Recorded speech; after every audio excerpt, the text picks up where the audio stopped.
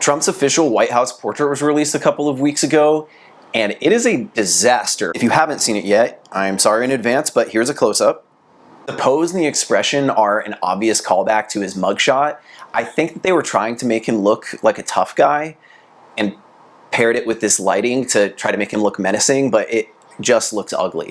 Normally you just wouldn't light somebody this way for a portrait, for any portrait, let alone a presidential portrait. I mean, the whole idea behind these is to come across as kind and affable and like as neutral as possible. That means that this lighting and this pose were chosen for a very specific reason. I think that Trump is trying to draw like a clear visual distinction between his first administration and this one. Take that how you will, but the execution here is way off. Like if you're going to shoot for the moon, you really need to know what you're doing. If you're going to go for a very unique and stylized lighting setup, you need to be able to pull it off. And that did not happen here. Uplighting like this is mostly used and reserved for like scary movies, horror movies, or when you're trying to convey a lot of drama or tension in the scene. So let's dive into the technical aspects of the lighting behind this photo, because this needs to be studied for the rest of time. I've identified 4 lights in this setup, and I've laid them out in this diagram. The key light is what looks like a large softbox or a strip box underneath the subject, underlighting the president.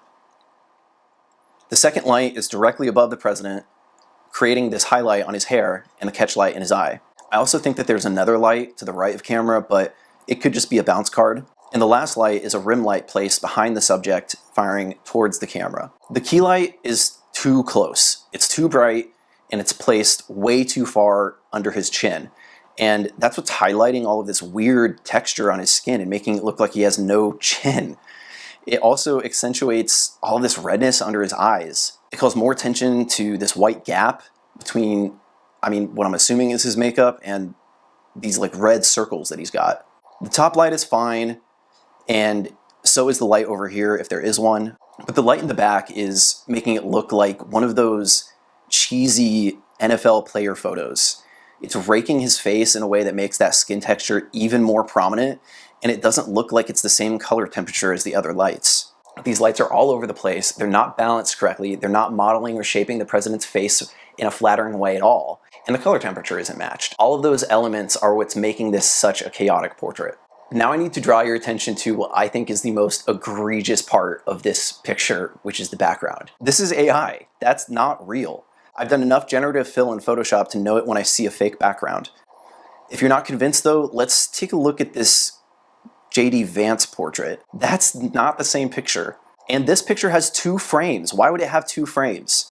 Why would you use AI for such a simple background? I don't get it. Were there no flags or walls with pictures hanging around anywhere? It doesn't make any sense. I'd like to know what you guys think of this shot. Do you guys like it? Do you think it's interesting? Are you as taken aback by it as I am?